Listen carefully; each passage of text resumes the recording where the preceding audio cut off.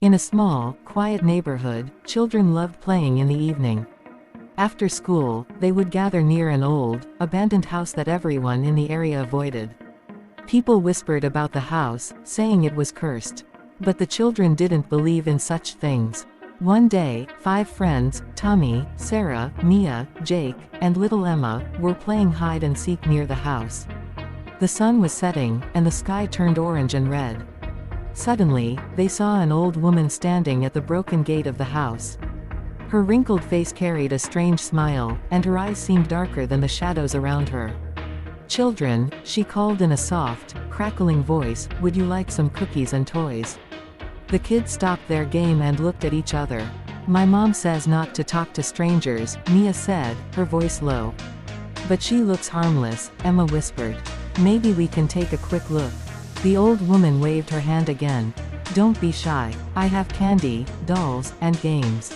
Come inside." Her voice was inviting but had an eerie edge to it. The children hesitated, but curiosity got the better of them. Slowly, they followed her into the house. Inside, the air was cold, and the house smelled like something old and rotten. The walls were covered in faded, cracked wallpaper, and there were dusty toys scattered on the floor. "Sit down," the woman said, pointing to an old couch. She gave them cookies that looked stale and gray. Suddenly, Mia heard something, a faint whisper coming from a locked door. Her heart raced as she turned to Jake. "Do you hear that?" Before Jake could answer, the old woman clapped her hands. "Let's play a game," she said, smiling wider than before. "Close your eyes." The children sat frozen on the old, creaky couch. The room was eerily quiet except for the sound of whispers coming from the locked door. The old woman's grin widened as she clapped her hands again. "Close your eyes, children," she repeated. Tommy shook his head. "We don't want to play anymore," he said, his voice shaking. The old woman's face twisted into a frown. "Oh, but you've already started the game," she said. Her voice was no longer soft, it was sharp and commanding. "Close your eyes, or the game will end badly for you." Reluctantly, the children obeyed. As soon as they shut their eyes, the whispers from the locked door grew louder, almost as if someone, or something, was calling out to them. "Help me," the voice said, soft but desperate. "Open your eyes," the old woman said suddenly. When they did, the room had changed. The furniture was gone, replaced by broken toys and cracked mirrors. The walls were scratched, and strange, dark stains covered the floor. What happened?" Sarah whispered, clutching Mia's arm. The old woman laughed, her voice echoing around them. "The game has begun," she said. Suddenly, the locked door creaked open by itself. A cold gust of air rushed out, making the children shiver. The whispers were now loud and clear. Come inside." Little Emma, as if drawn by an unseen force, started walking toward the door. "Emma, stop," Mia cried, grabbing her hand. But Emma turned to her, her eyes wide and glassy. "They need help," Emma whispered. Before anyone could stop her, Emma stepped inside. The door slammed shut, and the room plunged into darkness. The children stood frozen in the cold, dark room. The sound of Emma's footsteps echoed faintly from behind the door, growing quieter with each passing second. "Emma," Mia screamed, pounding on the door.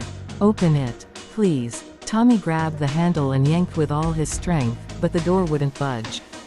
Jake picked up a chair and smashed it against the door, but it didn't even leave a scratch.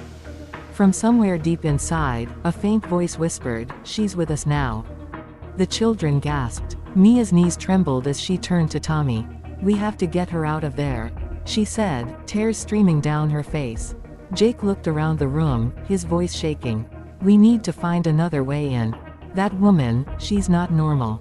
As if on cue, the old woman's laughter echoed around them, soft and sinister. "She belongs to me now," her voice hissed, though she was nowhere to be seen. Suddenly, the door creaked open by itself. A spiral staircase descended into complete darkness. The air was colder than before, and a foul stench rose from the depths below. Mia stepped forward, clutching Jake's arm. "We can't leave her," she whispered. One by one, the children stepped onto the staircase, their footsteps echoing loudly. The deeper they went, the darker it became, until they could barely see each other.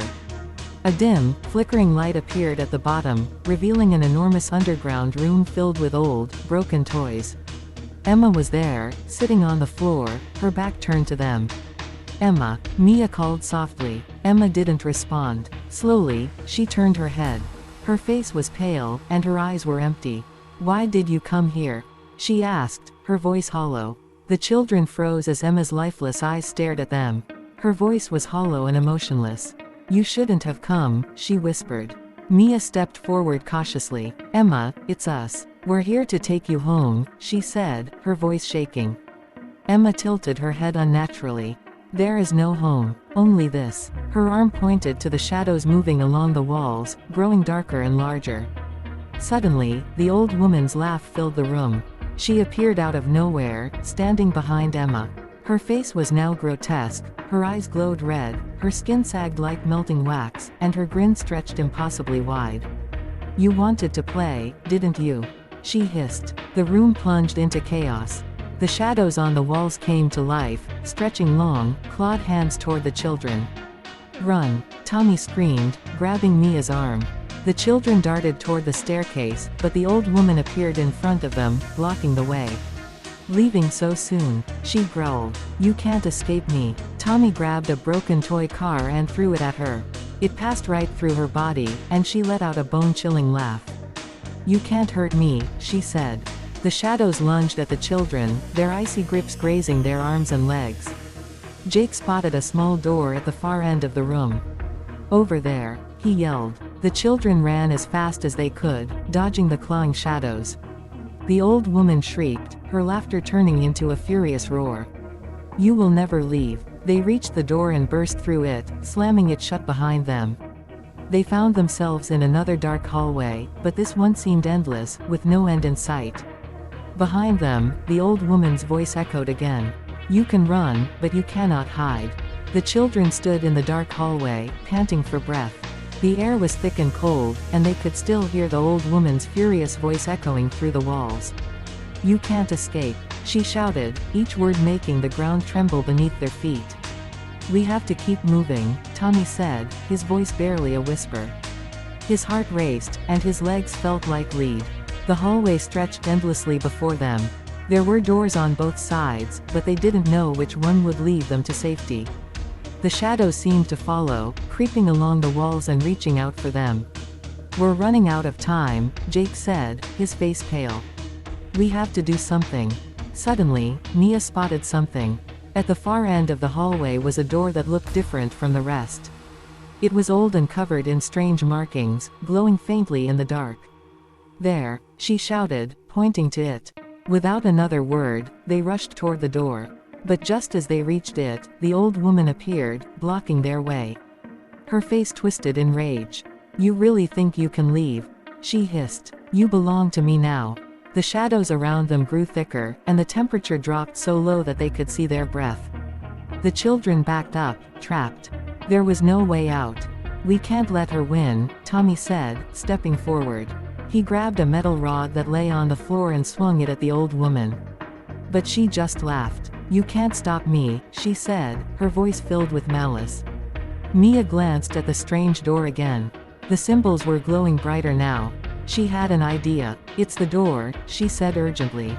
"It's the only way." With one last, desperate push, the children ran toward the glowing door, and the old woman screamed in fury behind them. The children reached the glowing door, their hearts pounding in their chests. Behind them, the old woman's screams echoed, growing louder with every second.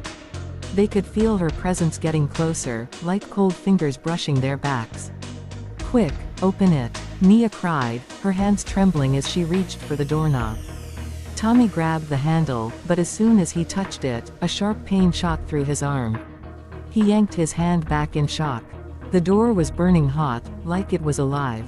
"It won't open," he shouted. The shadows were closing in fast. The temperature dropped even more, and the children could feel the cold pressing against their skin like an icy grip. The old woman's laughter filled the air, sending chills down their spines. Mia felt a wave of panic rising inside her. "We have to do something." Just then, Emma, who had been strangely silent, stepped forward. Her eyes were still hollow, but she didn't look scared. "You have to believe," she said softly, her voice almost like a whisper. "The door will open if you believe." The children exchanged confused glances, but in that moment, they all felt a strange calm. Mia, holding her breath, placed her hand on the door again. "We believe," she whispered. The door began to tremble, and slowly, it creaked open. The old woman screamed in fury, her shadow stretching across the floor, trying to reach them. As the door opened wider, a bright light flooded the hallway. The shadow screamed in pain, shrinking away from the light. With one final push, the children rushed through the door, leaving the cursed house behind. But as they stepped into the light, they heard the old woman's voice one last time, "You may have escaped, but I will always find you." The door slammed shut behind them, and the children were gone.